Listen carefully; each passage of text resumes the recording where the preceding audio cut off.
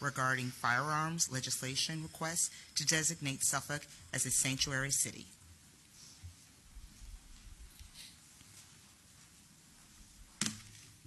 Good evening, Council. A law repugnant to the Constitution is void. Because I agree with these words by Chief Justice John Marshall, I propose a resolution in which Suffolk declares that it will not use its municipal resources to enforce unconstitutional gun laws which are forthcoming from Richmond, such as red flag laws, magazine capacity limits, and assault weapon bans. Now, I am not an AR-15 owner, but I am deeply concerned about our God-given rights. My proposal is rooted in three key arguments, which I will state in brief. Number one, proposed gun laws are illegal to enforce. The Constitution clearly states, the right of the people to keep and bear arms shall not be infringed, and our state constitution reflects this in Article 1, Section 13. Title 18 of U.S. Code Section 242 says, in part, whoever under color of any law willfully subjects any person in any state to the deprivation of rights protected by the Constitution shall be fined under this title or imprisoned. Federal law is clear that it is illegal to deprive a citizen of rights in the name of a proposed law. Even our state constitution, Article 1, Section 11 says, no person shall be deprived of his life, liberty, or property without due process of law. A law enforcement officer acting under the color of a red flag law may deprive a citizen of his or her property and right to keep and bear arms without due process, evidence of a crime, or even trial by jury. This would be in violation of all laws that are on the books and U.S. Code. Our city has strong legal standing to reject the forthcoming laws, and I will leave this legal analysis for you to collect at a later time. My second argument is that strict gun-related laws do not improve public safety. Last year, according to the data I was able to research, our city had less than 100 reported homicides.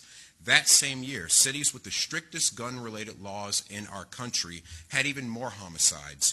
New York City had 218 homicides, Los Angeles 281, Baltimore 309. Now let's account for population density to see a clearer picture here. Per 100,000 people, our city's murder rate was only 2.2.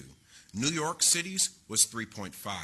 Los Angeles was 7, and Baltimore's was a whopping 51. Baltimore's strict gun-related laws have allowed a homicide rate 25 times greater than ours. Members of the council, Suffolk ought not to become another Baltimore.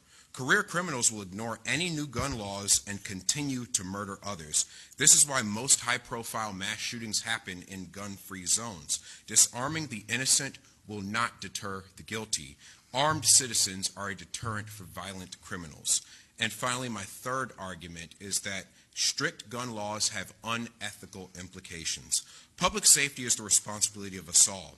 A disarmed populace would be 100% dependent upon law enforcement officers for safety, which puts the law enforcement officer's life at risk more often. And remember, when seconds count, officers are often minutes away. If the state were to pass a law, for example, banning magazines that exceed 10 rounds, and a mother were to defend her home with a rifle that holds more than 10 rounds, under the new proposed laws, she too would be criminalized and hauled off to prison. Any law that punishes the innocent for protecting themselves from the guilty is untenable.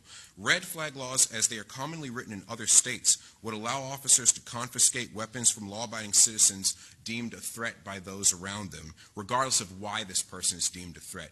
Today, that may be because you expressed the wrong political view on social media. Tomorrow, it may be because of your skin color.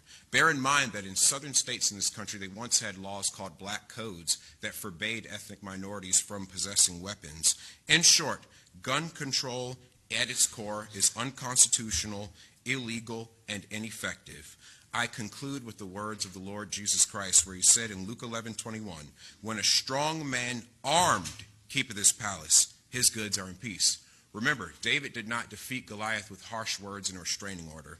Keeping peace and bearing arms is all of our responsibility, not the police officers alone. We must all do our part in public safety, whether law enforcement or not. For these reasons, I propose that we adopt this resolution.